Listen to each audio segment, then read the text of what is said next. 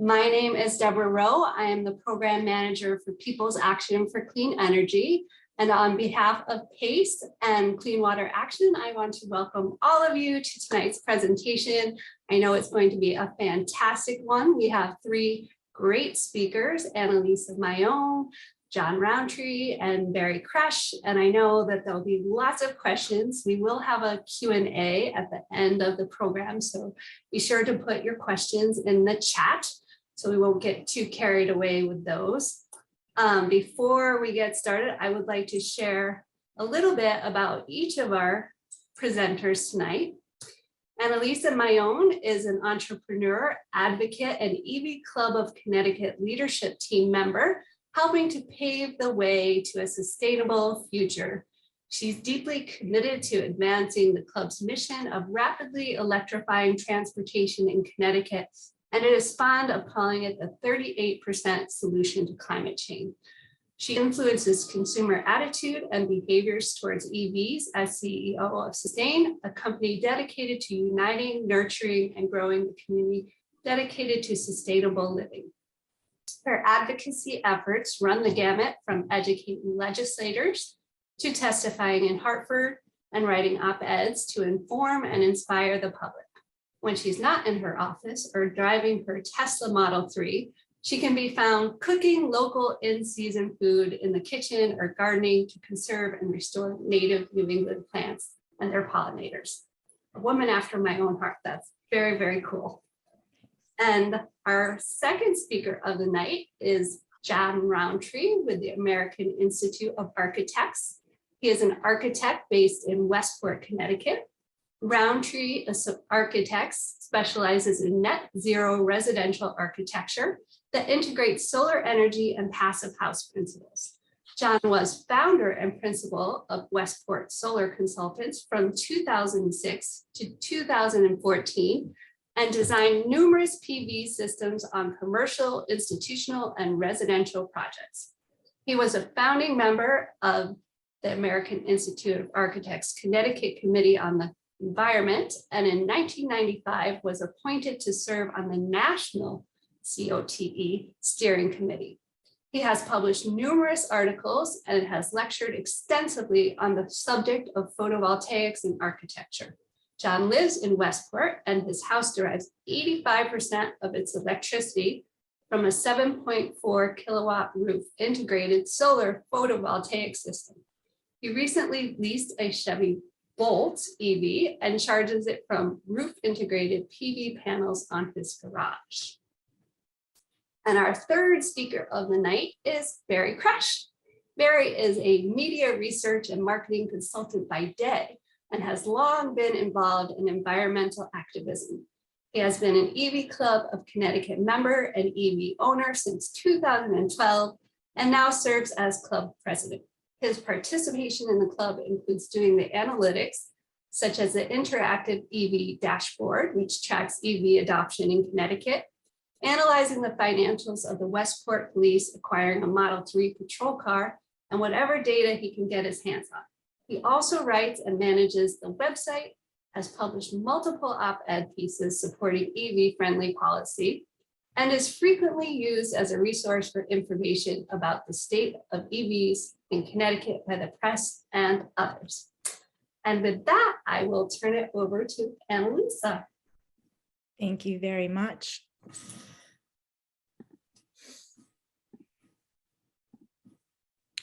Okay, we are in a climate emergency, as everybody knows. And the good news is that we have solutions. The bad news is that we don't have very much time to implement them. So we need to go rapidly. The good news is that our state has actually done the work over the last few years to prime us to electrify the built environment, as well as electrify transportation. As you can see from the chart in here, we don't have much time. We have to drop emissions by 50% by 2030. And currently, the thinking is that we also need to sequester some of the carbon that's in the atmosphere and put it underground. Some people are confusing that with a right to continue to emit, which it is not. It's let's take what's already there and remove it. And that is actually not working technology at this point. It's not cost effective.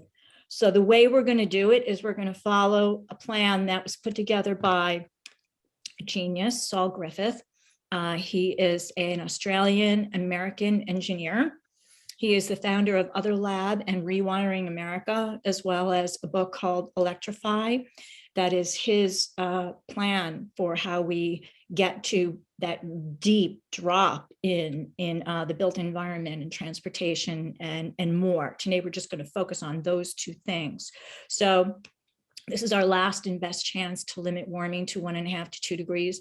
There are places on the earth that are already warmed to 1.7. There are places on the earth that have already experienced a 5-degree warming. And what that means is these places are no longer habitable or will become no longer habitable. Humans cannot live in those hot environments. There's too much drought. The land goes underwater, etc. So we really need to move swiftly here, and we have a workable plan. And we need to do this at breakneck speed. So it's all hands on deck, electrify everything, no new committed emissions. So that means that everything needs to line up, which it currently doesn't. We're still allowed to put in new gas burning furnaces, new gas burning dryers. The utilities are still allowed to rip up the roads and put in new gas lines. We're still allowed to build new gas plants. So we're a little off target in terms of getting everything lined up at the state level. We cannot continue to put incentives for gas appliances in an energy efficiency fund and expect to decarbonize by 50% in 10 years. We just can't. So we can't worry about that tonight, but I just want to acknowledge that that exists. So what we are going to worry about tonight is what's the plan? How do we make this happen? So Saul says there's 1 billion machines that need to be replaced. 220 million of them are vehicles that we use, household vehicles, passenger vehicles, plus the infrastructure that supports them. So that's the EVSE, the EV charging equipment, all the wiring necessary to go along with it, along with 14 million trucks and buses. And we can see that we're making really good progress on that. It's not going fast enough. We need to do more. We need more incentives. We need buyback programs where you offer to take back an ICE vehicle and give someone credit for it, as well as a voucher to go get an electric vehicle.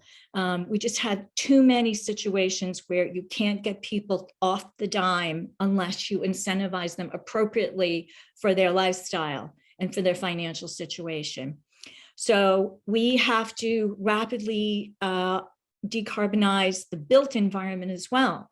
So in addition to those 220 million vehicles, we've got 336 million space heaters, water heaters, cooking machines, dryers, pools, hot tubs, etc. in our homes. And those need to be replaced. Then we need to put solar, battery storage, heat pumps, and electric appliances in their place. So you can see this little graphic here. This is all from Rewiring America, the company that, one of the companies that Saul founded. This is a really big hurdle to overcome because it has very high upfront costs. It's the same as with electric vehicles, right? Really high upfront costs. So how do you get people to actually say, okay, this makes sense, and you're going to make an incentive attractive enough for me that I'm going to say yes? This involves designing an entire new grid. So right now, our grid has one-way flow of energy from the grid to the demand, right, through the uses, whether it's residential, commercial, industrial. It's changing up now, and it has to, because the amount of the electricity that we're going to need to power the cars, to power the solar, to charge up the battery, to power all the electric, everything in the houses is 3 to 4 times what we have right now. And the only way we're going to do it is from moving from a centralized to a decentralized grid. And so we're literally building the virtual power plants of the future. The way you do that is with DERs, or distributed energy resources.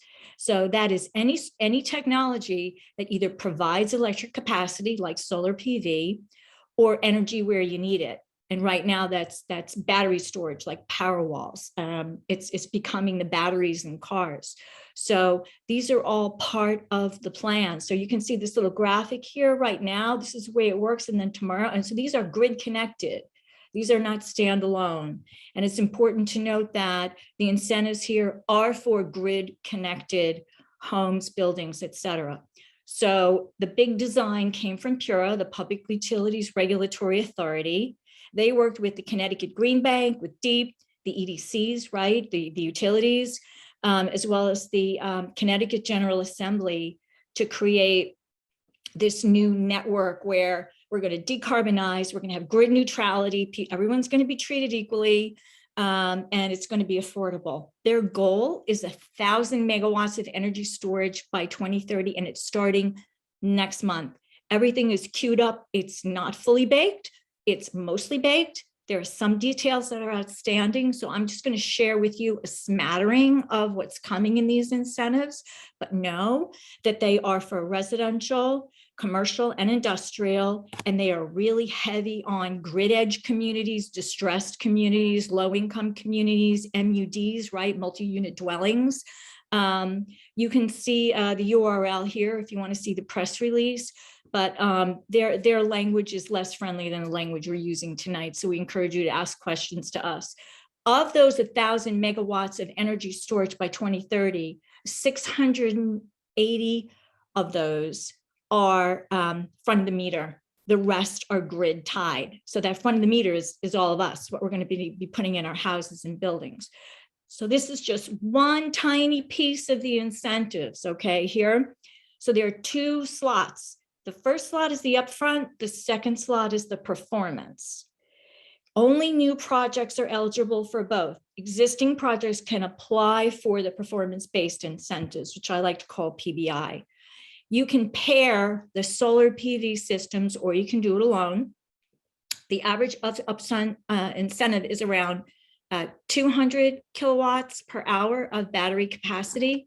So if you take a look at this chart, you can see that they want, this is for years 2022 to 2024, about 10 megawatts deployed in 2022, 15 in 2023, and 25 in 2024. And there are declining, right? The numbers go down, there are declining incentives. So anyone that wants to do this, I encourage you to go on this Connecticut Green Bank link and find the contractors that are doing this work. You cannot apply yourself. You need to apply through a contractor. So you have to hire a contractor to put in your solar PV, put in your battery storage.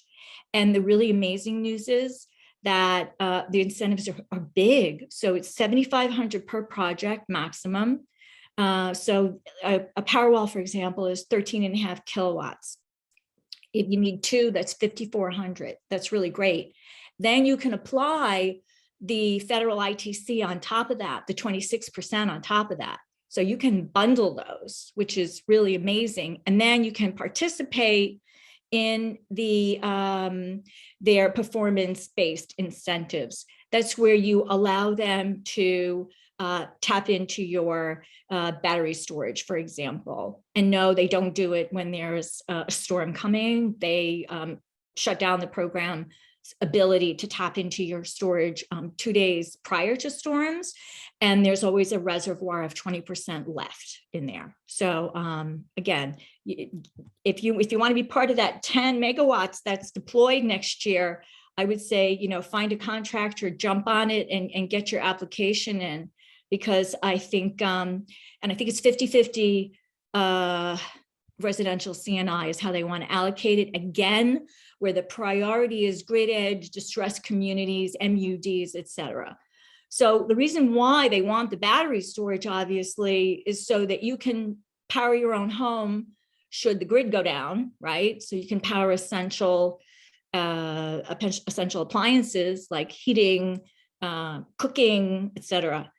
And then it's also to balance the load. So instead of having gas picker plants to balance load, they're going to pay you to tap into your stored energy to be able to do that. And that is an essential component of the distributed energy network that we need to build out.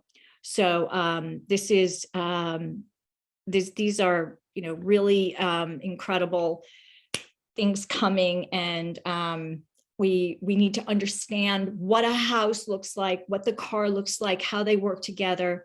So we're going to turn it over to John Rountree so that he can talk to us about the all-electric home.